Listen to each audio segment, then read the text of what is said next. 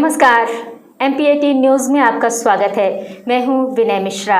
आइए रुक करते हैं खबरों की ओर। जीवन में आप लोगों को ऐसे अनुभव से गुजरना पड़ा है, इतनी छोटी आयु में, वो भी दूर, अकेले।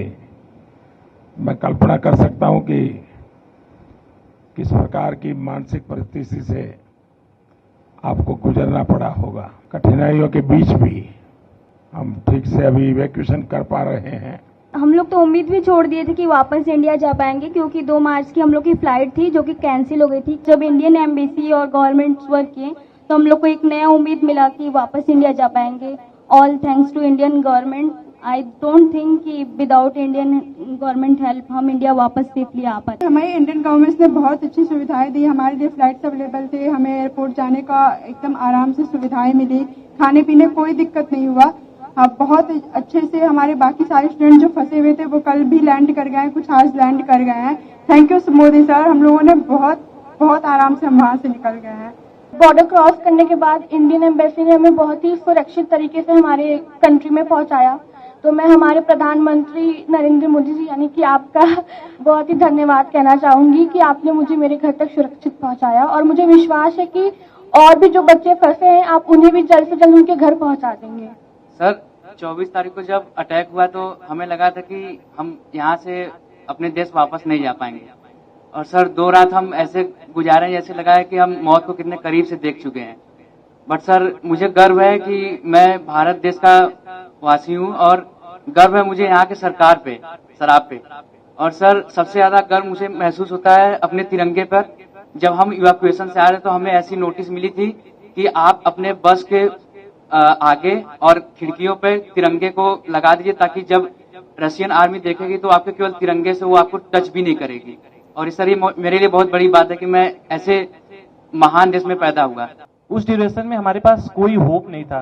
A single hope only is this कि हमारा government and first of all sir specially you sir भगवान के बाद अगर घर में नाम लिया जा रहा था तो सर वो आप थे। मोदी जी हमें बचा लेंगे, अब जो भी कर सकते हैं मोदी जी कर सकते हैं। अब इससे बड़ा हम कुछ कह ही नहीं सकते सर। पेरेंट्स सब होप खो देते हैं सर, क्योंकि हमें बचाने के लिए हमारे पेरेंट्स कुछ भी कर सकते हैं, पर उस सिचुएशन में sir parents can't do anything and that time they are all wishing from God and they are always, I have no word sir. घर में 100 बार नाम सिर्फ आपका लिया था कि मोदी जी कुछ कर लेंगे, वो ही कुछ कर सकते हैं, अब कोई कुछ नहीं कर सकता। First of all I would like to say that पहली बार हमने इंडियन झंडे की ताकत देखी। हम जब बस पे जाते थे तो करीब 25 चेक पोस्ट हमें मिली जहां पे हमारी चेकिंग हुई, आर्मी अंदर आई, बट उन्होंने छोड़ दिया हमें, मतलब हमारे फ्लैग को देके छोड़ दिया। इवन जो अदर कंट्रीज के बच्चे थे, नाइजीरियन, मोरक्कन, वो सब हमारे झंडे को यूज करके वो लोग वहां से बॉर्डर क्रॉस कर रहे थे। तो sir thank you so much for evacuating us. Thank you so much sir. मेरी दादी ने मुझे ये बोला था कि क्योंकि मेरे फादर आर्मी में है तो उन्होंने बोला था कि तुम्हारे पिताजी ने तो ये वॉर नहीं देखा जो तुम फेस करके आ रही हो, लेकिन उन्होंने ये कहा कि मोदी सरकार जी पे पूरा भरोसा है कि अगर कोई नहीं तो वो तो आपको जरूर ही निकाल देंगे। जब अटैक हुआ था 24 को तो 25 को हम सारे राशन की लाइन में लगे। हमें लगा कि 1 हफ्ते लग जाएंगे हमें इवैक्यूएशन के लिए, लेकिन हमें 26 को ही मैसेज आ गया कि आज आपका इवैक्यूएशन है। हम बॉर्डर पहुंचे, फिर वहां से हम रोमानियन बॉर्डर को क्रॉस किया और फिर वहां से इंडियन एम्बेसी ने हमारा बहुत साथ दिया। हमें तुरंत इवैक्यूएट किया गया, फ्री फ्लाइट्स, फ्री एवरीथिंग। मेरे पास तो इंडियन करेंसी भी नहीं थी लाने के लिए कुछ। तो हम लोग सो ही नहीं पा रहे थे कि अटैक हो गया, अब हम लोग के साथ भी कुछ भी हो सकता है। और जब हम लोग स्टडी के लिए गए थे उसके जस्ट 1 हफ्ते बाद मेरे पिताजी का देहांत हो गया। तो उसके बाद मेरी मम्मी इतना ज्यादा पैनिक होती थी हमेशा कि तुम कब आओगी, कैसे आओगी, अब मैं कुछ कर भी पाऊंगी कि नहीं कर पाऊंगी। तो उनके पैनिक होने से मैं भी पैनिक हो जाती थी। तो जैसे ही उनको पता चला कि सरकार ने इतना इंतजाम किया है, आ जाऊंगी, जैसे ही उन्होंने मुझे देखा, आपको इतनी दुआएं दी हैं कि आप हमेशा खुश रहे, आप हमेशा जिए। उसके बाद हम लोग को जरा सी भी दिक्कत कहीं भी महसूस नहीं हुई।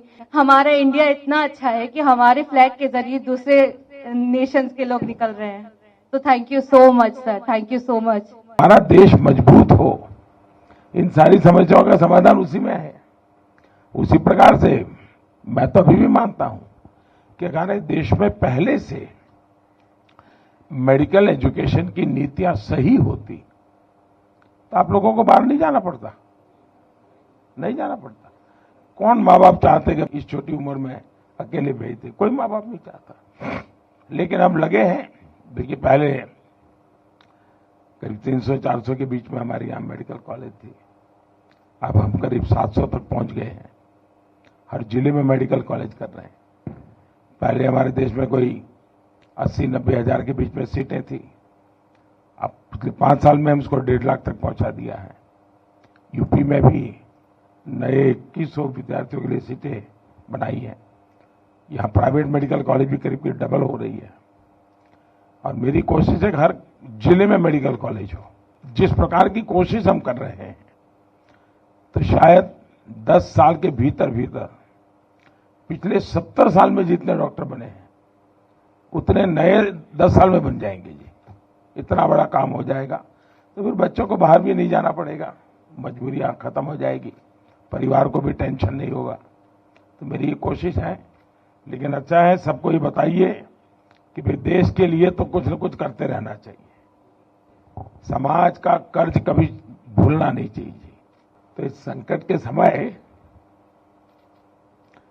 स्वाभाविक है, क्योंकि अगर कोई बच्चा गुस्सा भी करता है तो मैं मानता हूं ये स्वाभाविक है। भाई, इतनी मुसीबत से आया है और इतनी ठंड में इतना चलना, तो ये बहुत स्वाभाविक है। अगर किसी बच्चे को, उसके माँ बाप को भी अगर गुस्सा है, इवन मेरे लिए, तो भी मेरा मत है कि उसका एक गुस्सा जायज है, जायज है।